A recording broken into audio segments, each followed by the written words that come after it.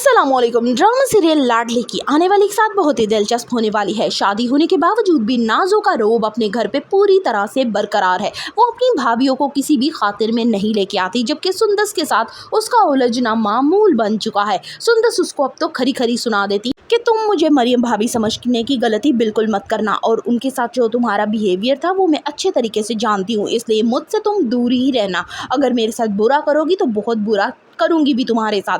और दूसरा ये कि मेरा शौहर उमर भाई की तरह नहीं है जो अपने बीवी को माँ और बहन के दिए गए चश्मे से देखे, इसलिए मुझसे दूर ही रहना। दूसरी तरफ अब जल्द ही रोहान को ये एहसास हो जाएगा कि नाज़ो किस कदर बदमिजाज लड़की है। जैसे वो शहाना जिंदगी अपने मायके में गुजार के आई है, अब वो चाहती है कि ससुराल वाले भी सारे उसकी मुट्ठी में रहे। वो जो चाहती है उसी के मुताबिक हो। यहाँ तक कि शादी की पहली ही रात वो अपने शौहर को चाय बनाने के लिए भेज देती है।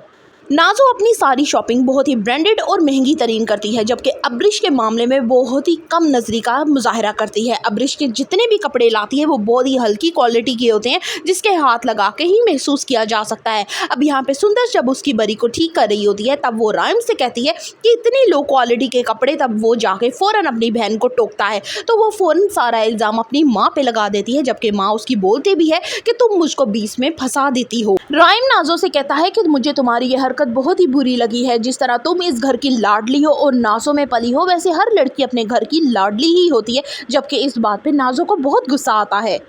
रोहान नाज़ो की हर शर्त मानकर उसके घर तो आ जाता है, लेकिन बहुत ही थोड़े अरसे में उसे अब ये अंदाज़ा हो जाएगा कि वो जो सामने चमकती हुई चीज़ है वो तो असल में सिर्फ एक धोखा है। और नाज़ो कितनी चिड़चिड़ी और बदमिजाज औरत है। नाज़ो को आदत है रोब झाड़ने की और दूसरों पे अपना हुक्म चलाने की, और यही काम वो रोहान के साथ करती है। और रोहान मारे मजबूरी के उसे ये सब करना पड़ता है अपनी बहन की खातिर।